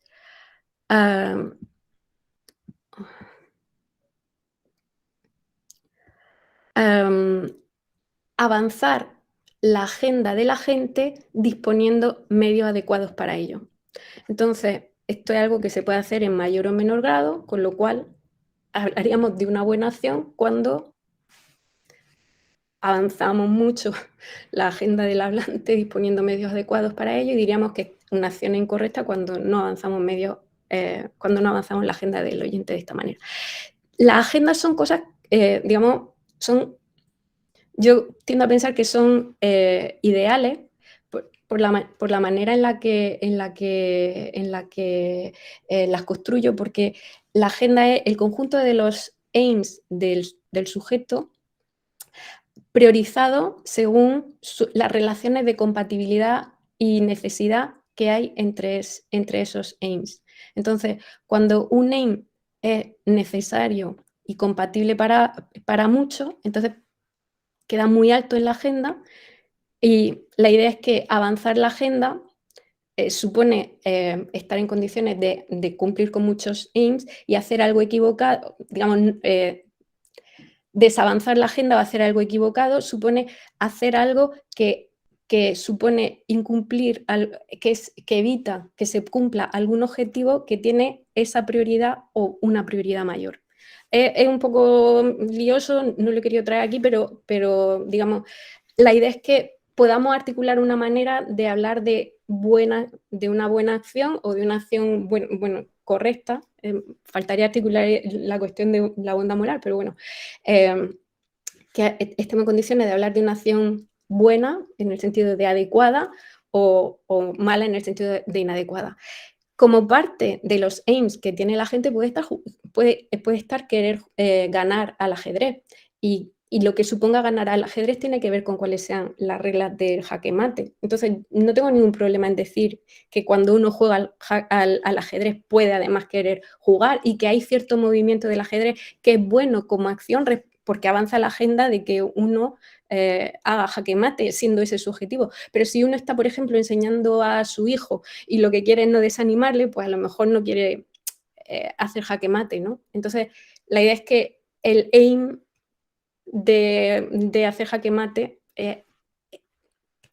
externo, si me permite hablar de esa manera, el objetivo de hacer jaque mate no es interno en el sentido de que está definido por las reglas del ajedrez, y jugar al ajedrez supone atenerse a las reglas del ajedrez o pretender mover la ficha según las reglas del ajedrez, pero es externo en el sentido de que uno no tiene por qué pretender hacer jaque mate para contar como jugando al ajedrez.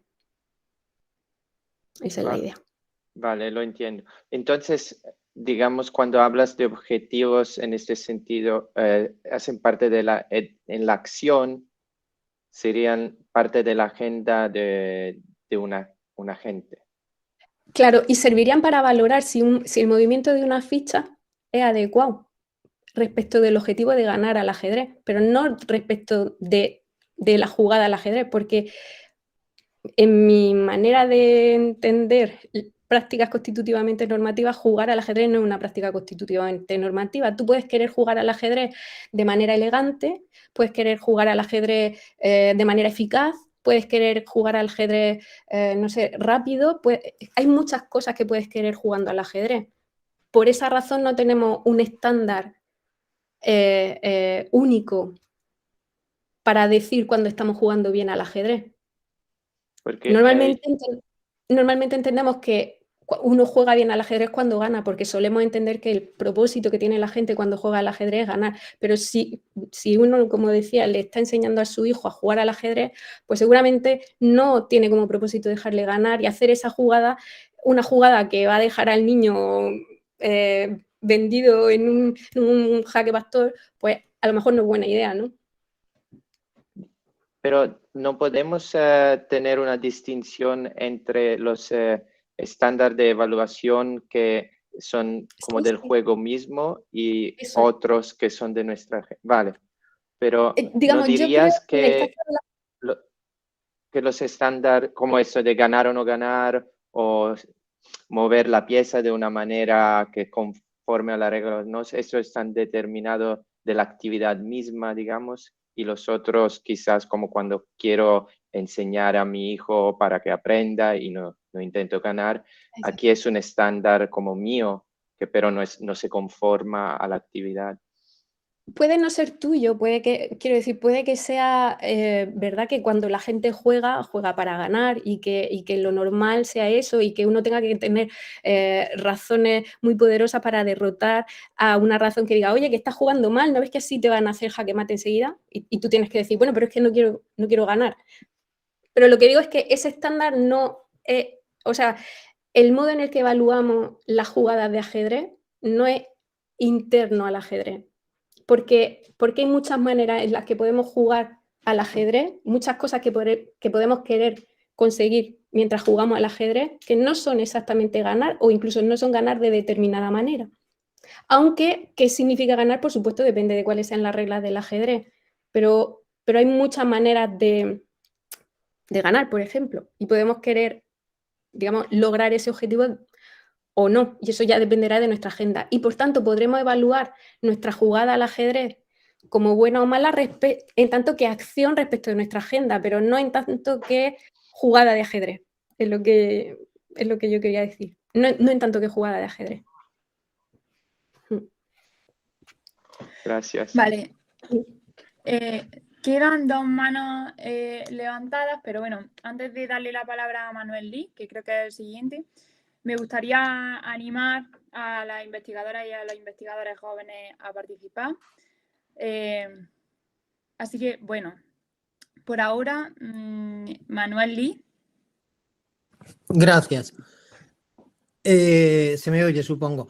Quiero felicitarte, Lilian, por la charla, porque a mí me ha gustado mucho y siempre gusta exponer ideas personales, originales, no importa que sean aburridas, si son interesantes. Entonces yo te agradezco mucho la charla y según estabas presentando estas ideas, es que me surgían muchos, me has hecho pensar mucho. Ahora, al contestar a Manuel García Carpintero en esta última pregunta, también he visto alguna manera de responder a las preguntas que yo me hacía. Yo me estaba haciendo preguntas como, pues, no sé, ¿qué justifica decir que algo es una argumentación? ¿O qué justifica decir que se está jugando al ajedrez? Bueno, ¿a ti te parece que es más natural, más inmediato, más directo identificar, reconocer intenciones, o también pues identificar que se están siguiendo unas reglas, que eso es más directo que los problemas de la justificación? Esta es una manera como de resolver estos problemas, pero otra también es la de Anscombe en su artículo sobre hechos brutos, vamos, que tiene que ver con las cosas que has dicho. Bueno, pues el ser o no ser un hecho bruto es algo muy gradual, muy contextual, entonces tampoco hace falta postular una capacidad de reconocer intenciones así como de manera natural, basta con que haya una gradualidad. Pero bueno, yo en otro tipo de cuestiones que me planteaba, que estas sí que ya te las hago, es si estarías dispuesta a extender tu planteamiento, tu concepción argumentativa de la justificación a la justificación ética, en donde a lo mejor es más difícil la identificación de intenciones. Y esta es una pregunta. Y otra, si al epistemologizar o argumentalizar la justificación, pues también estarías haciendo lo mismo con la noción de conocimiento y estarías proponiendo una concepción de lo que es conocer. Vaya, no sé si se me oye porque lo tengo medio perdido. Pues también dependiente de la capacidad de argumentar.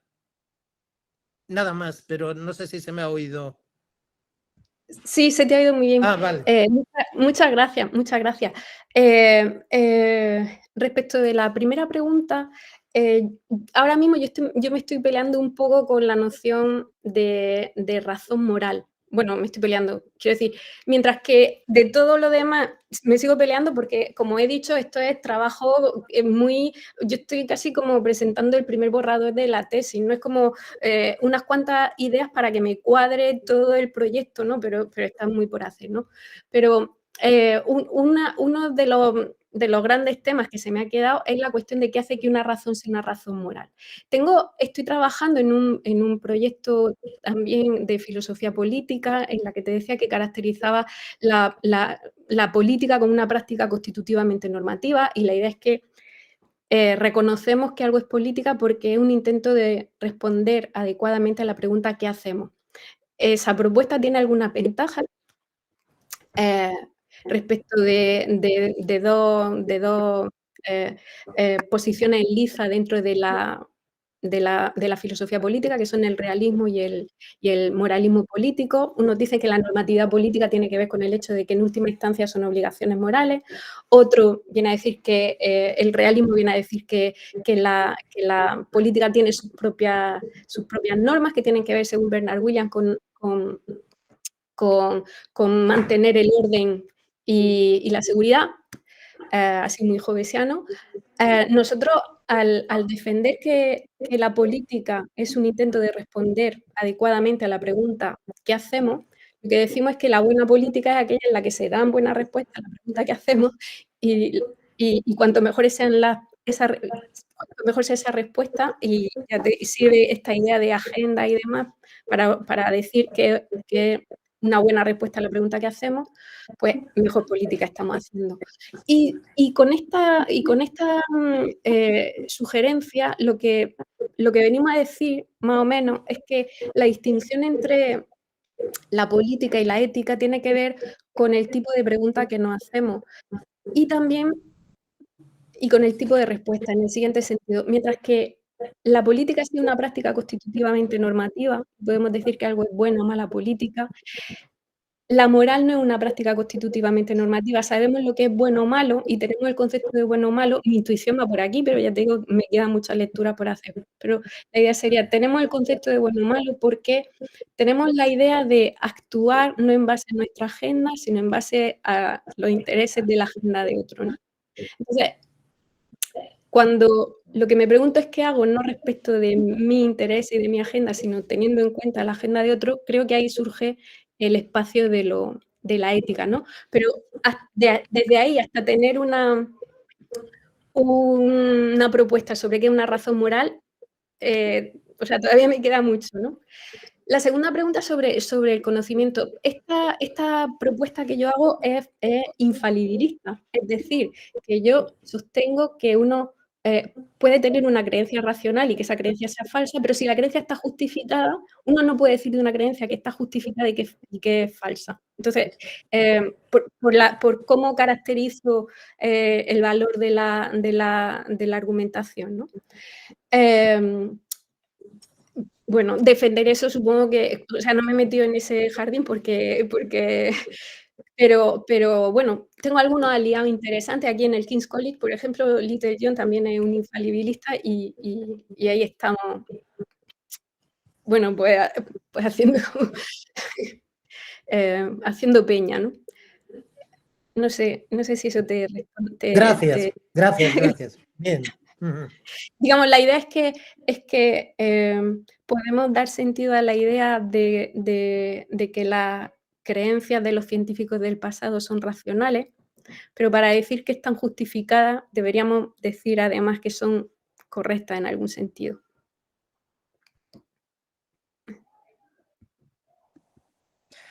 Vale, Enrico. Hola, buenas, ¿qué tal? Nada, felicitarte porque me ha gustado mucho la exposición. No creo que haya sido aburrida, para nada. Y no sé, la verdad me ha parecido un trabajo que, bueno, está en progreso, pero me parece muy consistente, la verdad. Yo solo quería preguntar una cosa que no es muy básica y no la he entendido, que es este concepto que has utilizado tanto de práctica constitutivamente normativa, ¿no? Y cómo la argumentación puede... Yo entiendo que la argumentación puede ser correcta o incorrecta. Podemos argumentar bien, podemos argumentar mal, pero nunca me había preguntado cómo puede ser constitutivamente normativo una práctica argumentativa. Si me lo podrías aclarar, me harías un favor. Sí, Quizá el nombre de práctica constitutivamente normativa no es el más comercial que se me ocurría, pero es que soy muy mala poniendo nombres. La idea es que hay cierto tipo de cosas en el mundo que inauguran distinciones entre bien y mal, correcto y correcto. Ellas las inauguran, no es que, digamos, tengamos que producir un estándar para ellas, sino que al realizarla, porque tienen un objetivo que las constituyen, inauguramos la distinción entre hacerlo bien y hacerlo mal. No puede ser simplemente que al realizarlas, porque tienen un objetivo constitutivo, o las realizamos o no las realizamos, sino o las realizamos bien o las estamos realizando pero mal. Entonces la idea es que si pensamos en esos términos, podemos, bueno, en mi modelo yo defino la argumentación como un intento de demostrar que una afirmación de referencia es correcta. Y la idea es que eso requiere dos tipos de condiciones. Por un lado serían condiciones semánticas que determinan si la afirmación de referencia es correcta o no, pero también habría condiciones pragmáticas que tienen que ver con hasta qué punto un acto de argumentar es un buen acto de mostrar.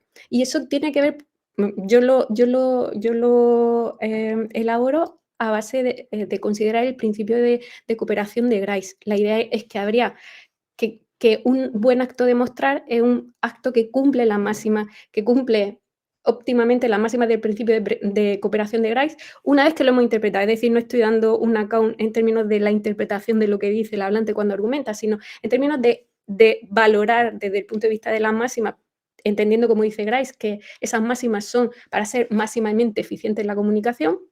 Pues si un acto de mostrar es un buen acto, perdón, un acto de argumentar es un buen acto de mostrar. Y esto si viene en grado, puede ser más o menos bueno. Por ejemplo, yo en el libro este al que se ha referido María José, yo digo que hay falacias que tienen que ver con, por ejemplo, presentar la deficiente información o presentarla de forma desordenada. O, por ejemplo, una cosa muy sencilla, que P no es una razón para creer que P, porque que P no sirve para mostrar que P es correcto. Entonces, digamos, la argumentación es buena o mala porque no es solo correcta o incorrecta. Es decir, la conclusión puede ser correcta o incorrecta, pero argumentar es mostrar que la conclusión es correcta o incorrecta. Digamos, la fuerza, lo que añade la justificación a una creencia verdadera es el haberse mostrado que lo es. No es simplemente que lo sea. Por eso también decimos que las razones no hacen correctas las creencias o las decisiones, sino que muestran que son correctas o que son correctas. Por ejemplo, que mi abuela siempre me daba buenos consejos es una razón práctica para hacer lo que dice, pero no es algo que haga que hacer lo que dice sea correcto. ¿De acuerdo? Entonces, la idea es que una razón es aquello que sirve para mostrar que una acción es correcta. Entonces, bueno, como se puede mostrar mejor o peor, pues la argumentación puede ser buena o mala, no simplemente correcta o incorrecta. Esa sería la idea. Y bueno, y también que cuando a los humanos nos dio por argumentar, que parece que es muy importante para los humanos, porque al fin y al cabo somos seres racionales y también sociales, es decir, nos embarcamos en objetivos que requieren coordinación y eso requiere ponernos de acuerdo sobre qué cosas son verdad y qué cosas son mentiras y cómo hacerlas. Es decir, tenemos que embarcarnos en prácticas de coordinarnos, pues una suerte que los humanos además tengamos la tendencia de creer lo que es verdad. Porque así cuando mostramos que algo es verdad, pues producimos la coordinación, ¿no?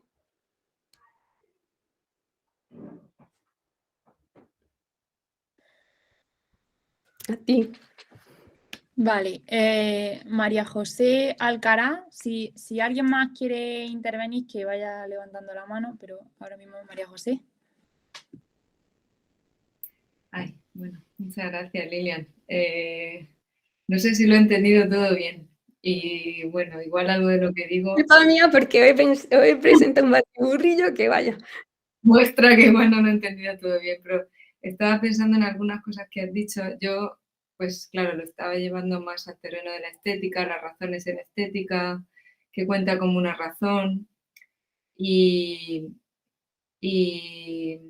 en el caso de la práctica de la estética, pues podríamos decir, bueno, su finalidad, su objetivo es la apreciación correcta de las obras de arte, ¿no? Entonces, entiendo que en esa práctica algo cuenta como una buena razón.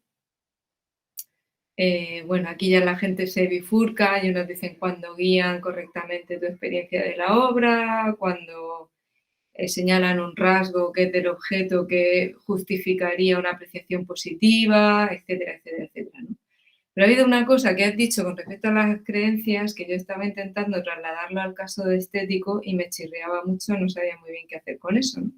Que ha sido el caso, tú decías, bueno, una buena razón para creer que soy divertida es que me va a ayudar a dar mejor la charla, ¿no?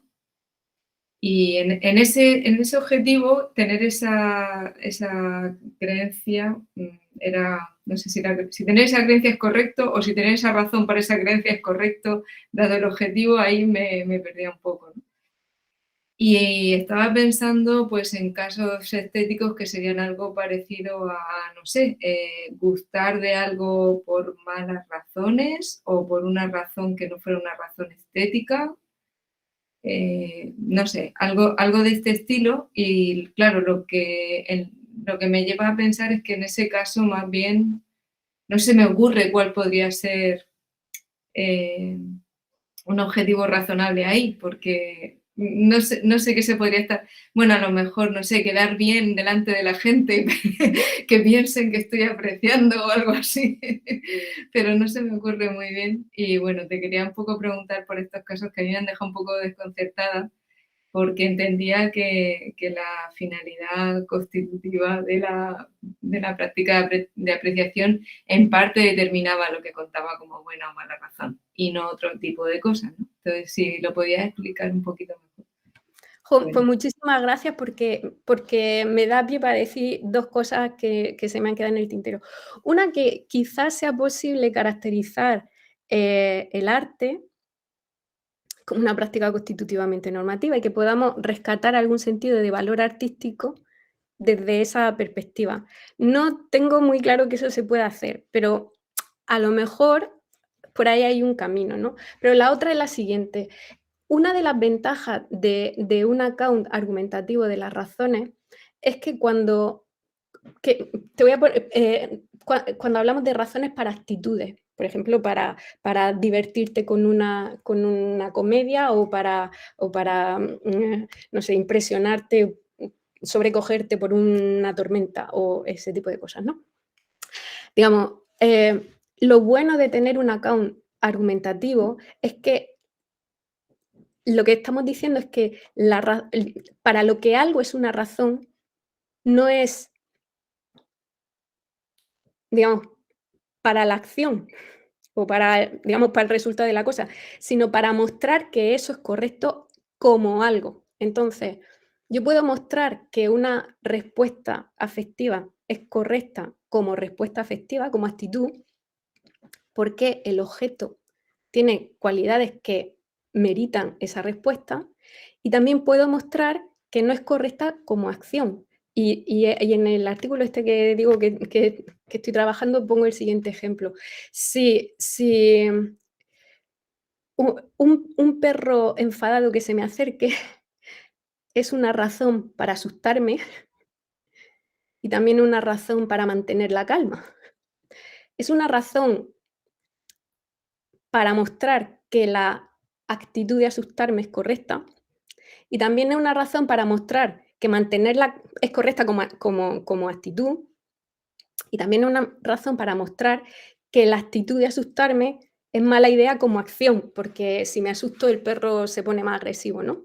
Entonces, cuando da un account argumentativo está en condiciones de incorporar para qué es esa razón. O sea, para explicitar finamente en qué consiste que la razón sea una razón para esa actitud. Puede ser una razón de tipo práctico porque es lo que estás mostrando. Entonces, si alguien me dice, ¿por qué has saltado así? Y yo digo, porque viene un perro gritando. Estoy explicando, bueno, mejor estoy justificando que mi reacción era correcta como reacción. Y si alguien me dice, oye, tranquilízate, que viene un perro ladrando. Me está dando una razón para que no me altere. Y en ese caso una razón de tipo práctico. Lo que me está diciendo es no alterarte, va a avanzar tu agenda, que probablemente incluya que el perro no te muerda, ¿no? Entonces, yo creo que en este tipo de casos se ve bien por qué pensar en la justificación de manera discursiva, comunicativa, relacionada con alguna claim concreta para la que uno está dando esas razones y no otras, no solo desde el punto de vista de las razones, porque como os decía, que los zapatos son bonitos y caros es un hecho, pero que sean bonitos pero caros es una razón para una cosa y que sean caros pero bonitos es una razón para otra cosa.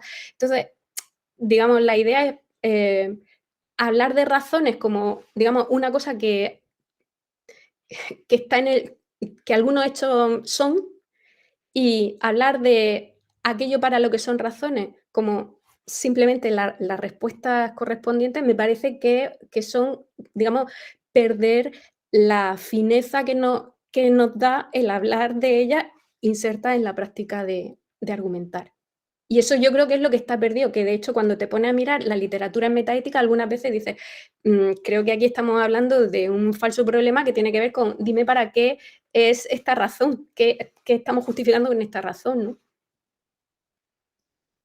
No me digas que es la respuesta de creer o eso. Vale, Cristina. No, yo he pedido la palabra. He pedido la palabra, estoy en Estaba Rosario Perdón. antes, me parece, Amalia. de Vale, acuerdo. pues, perdón, Rosario, entonces. Sí, ¿se me oye? Bueno, a ver, yo tengo un ejemplo que se me ha ocurrido porque lo he estado trabajando para una investigación. En el caso de los realizadores, directores, productores de una película, de cualquier tipo de trabajo cinematográfico, parece ser que su argumentación sería la más correcta como equipo productor. Pero cuando tienen que mostrar en los festivales de cine su trabajo de largometraje, se encuentran con la subjetividad de los espectadores. La subjetividad no sería tan correcta, porque están viendo entre miles o millones internacionalmente de espectadores, están viendo ese mismo trabajo artístico cinematográfico. Y sigue siendo subjetivo, aunque son millones de espectadores. Pero ¿en qué puede estar radicando esta no corrección de los argumentos de los espectadores? A ver, la afluencia a las salas de cine, ¿eso qué peso tendría? ¿Qué peso como una medida para a ver si están coincidiendo en la manera de entender esa película? Luego vienen los críticos, que esa es otra cuestión también de peso. O bien la procedencia geográfica y los antecedentes culturales, el nivel cultural de esos espectadores. Pero siguen siendo la argumentación correcta quienes han producido la película, y sobre todo el director o directora que se ha puesto a ello.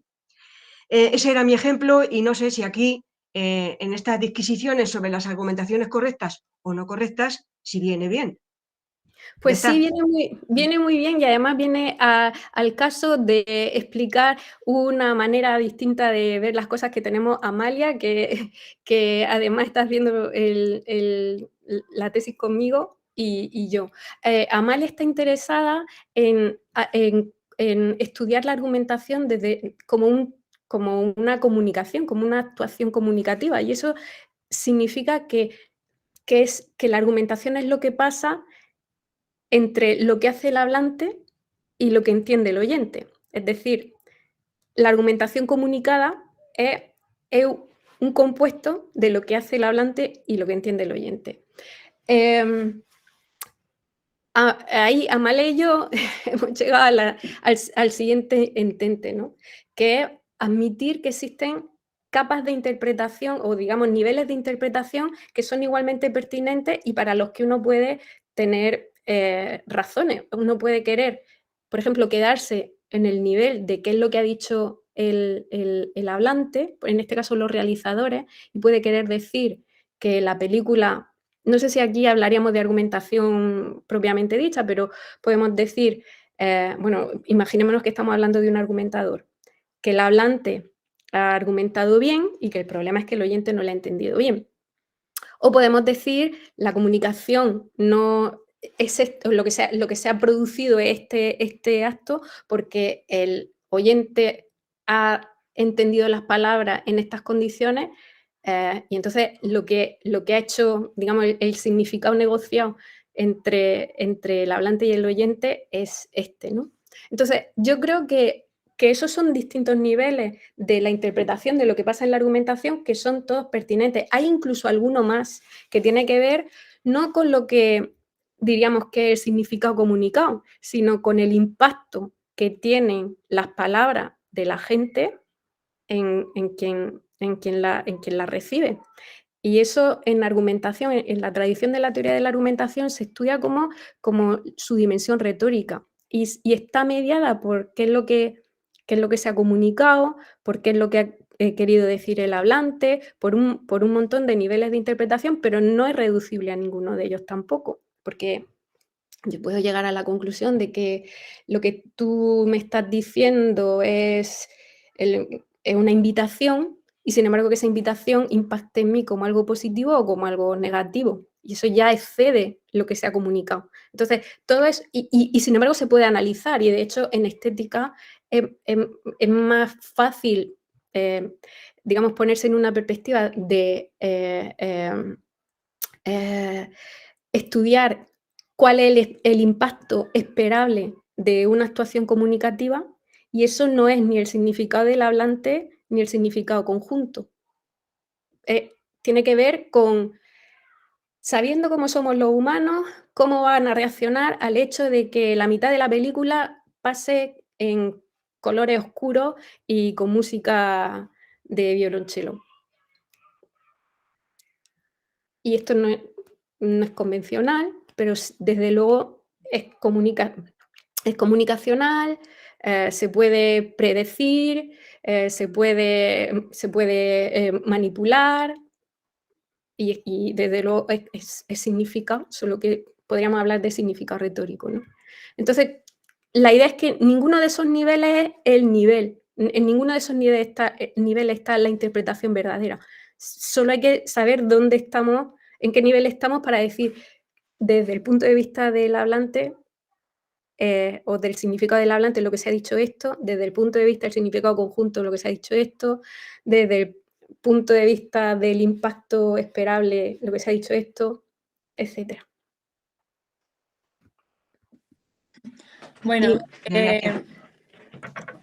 Lilia, completamente de acuerdo con lo que estabas diciendo y además tú sabes que me pegaría, bueno, pues horas discutiendo sobre esto, pero por el tiempo le voy a dar la palabra a Cristina, que ya es la última. Entonces, Cristina, cuando quieras.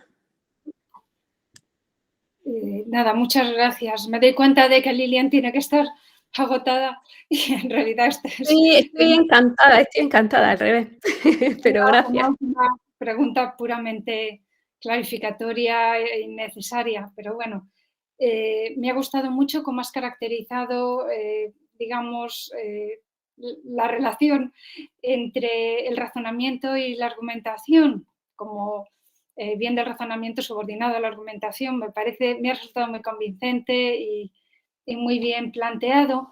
He tenido algunas dudas con la noción central de práctica constitutivamente normativa, pero ya la habéis discutido y yo iba a ir más bien al final y es pedirte que vuelvas a explicar algo que me parece que es central y que no he llegado a ver.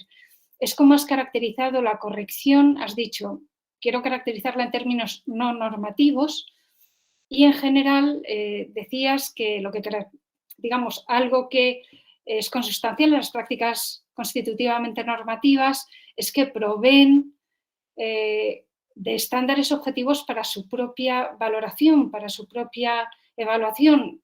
Primero, si lo he entendido bien, y segundo, que me lo vuelvas a explicar, Lilian, lo siento. Sí. Muchas gracias, Cristina. Vale, si conocéis el trabajo de Jarvis Thomson, se parece un poco a la idea de, bueno, no tenemos un concepto de bueno predicativo, pero sí tenemos un concepto de bueno atributivo. La idea es que hablamos de bueno cuando estamos ante un tipo de cosa que tiene estándares de bondad. Y hablamos de correcto igualmente cuando estamos ante un tipo de cosa que tiene estándares de corrección. Para Jarvis Thomson, nosotros descubrimos en qué consisten esos estándares realizando la práctica. Entonces, pues el estándar de la creencia lo descubrimos creyendo. Y el estándar de, no sé si, o sea, Jarvis Thomson no dice nada de la argumentación, pero la idea sería, descubrimos cuál es el estándar de la argumentación argumentando. Y yo estoy absolutamente de acuerdo en eso. Yo creo que la gente aprende a distinguir entre buena y mala argumentación argumentando, e igual que aprende a distinguir entre afirmaciones correctas e incorrectas jugando al juego de afirmar, ¿no? La cosa es que la teoría de la argumentación no se puede permitir, digamos, no se puede permitir quedarse con eso, porque a la teoría de la argumentación lo que le importa es ofrecer estándares que además sean, digamos, operativos para distinguir entre buena y mala argumentación. Y si simplemente decimos, bueno, la buena argumentación es la que provee de justificación a la conclusión, pues no nos queda igual, porque ¿a qué le llamamos justificar, no? Entonces, la idea es ver si estuviéramos en condiciones de describir, es decir, si podemos, si es verdad que lo que hace que tengamos un estándar es que la práctica en cuestión es una práctica constitutivamente normativa, es decir, que tiene un inconstitutivo, que realizar la práctica no supone lograr el aim, que solo realizando la práctica se puede lograr el aim, y que al realizar la práctica el agente se presenta como logrando, como haciéndolo bien o haciéndolo correctamente. Si argumentar ese tipo de cosas, entonces si estamos en condiciones de mostrar o de proponer una definición, una caracterización del fenómeno que nos ocupa, que sea, digamos, aceptable desde el punto de vista de su plausibilidad empírica, es que las cosas a las que normalmente llamamos argumentación se puedan caracterizar, sean instancias de eso que estamos definiendo. Y además, eso que estamos definiendo tiene un inconstitutivo que es equivalente o que es una buena candidata a definición de justificación, entonces esa sería la definición de justificación si lo demás que hemos dicho antes de que justificar el producto de argumentar es verdad. ¿De acuerdo? O sea, eso primero es la condición, y lo único que he hecho ha sido dar, digamos, motivación para que eso es verdad, pero solo si eso es verdad, solo si es verdad que la justificación es un valor que aparece en el mundo porque existe la práctica de justificar, entonces estamos en condiciones de decir que si tenemos una buena definición de la argumentación como una práctica constitutivamente normativa, el aim de esa práctica constitutivamente normativa es lo que llamamos justificación. Entonces, lo que yo digo es, si argumentar es intentar mostrar que una afirmación de referencia es correcta, pues entonces justificar va a ser mostrar que una afirmación de referencia es correcta.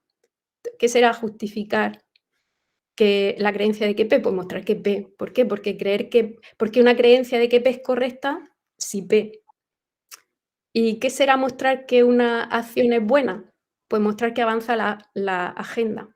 ¿Por qué? Porque una acción es buena porque es una práctica constitutivamente normativa y sirve para avanzar. Y digamos, lo que la hace buena es que avance la agenda. Entonces, digamos, todo el asunto se descansa sobre que os parezca plausible que justificar el valor que inaugura la práctica, la justificación es el valor que inaugura la práctica de argumentar. Que tenemos en el mundo, igual, o sea, mi intuición es igual con el caso de la verdad. Nosotros, digamos, la propiedad ser verdad sucede en el mundo porque los humanos creen y afirman.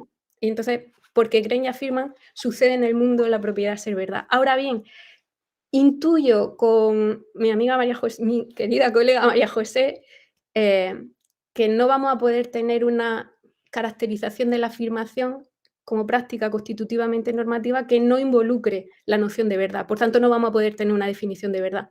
Mientras que en el caso de la argumentación, mi apuesta, si queréis, es que sí, que que es una buena candidata a definición de argumentación como práctica constitutivamente normativa, que es un intento de demostrar que una afirmación de referencia es correcta.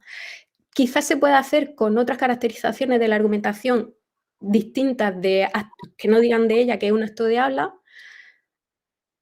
y quizás se pueda hacer con otras caracterizaciones de la argumentación como acto de habla, pero de otro tipo. Pero la idea es que cuando lo caracterizamos como acto de habla es muy fácil hablar en términos de objetivo constitutivo, porque estamos hablando de la condición esencial, ¿no? Entonces es fácil hablar ahí de objetivo constitutivo. Seguramente o probablemente a lo mejor se puede hacer de otras maneras, pero no sé, la idea es, bueno, pues si se puede hacer de otra manera habría que ver cómo y a ver si son equivalentes.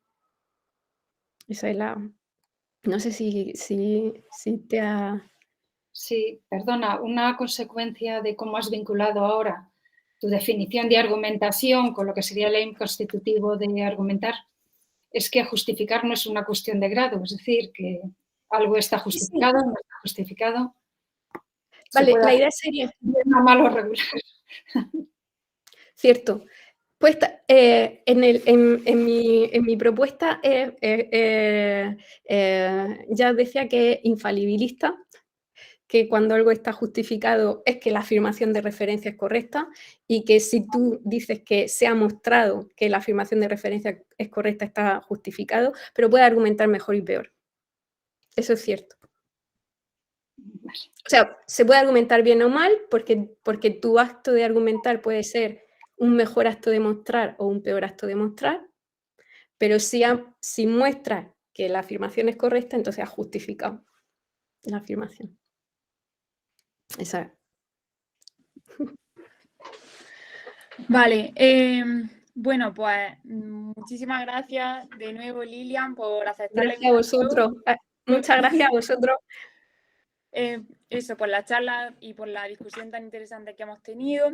Entonces, antes de irnos, me gustaría recordaros que el próximo martes 14 de marzo a las 6 va a tener lugar la presentación online del nuevo libro de María José Frapoli, The Priority of Proposition, A Pragmatist Philosophy of Logic.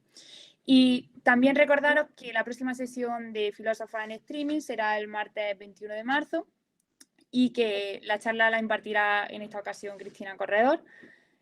Así que nada, muchísimas gracias otra vez y nos vemos en 2 semanas.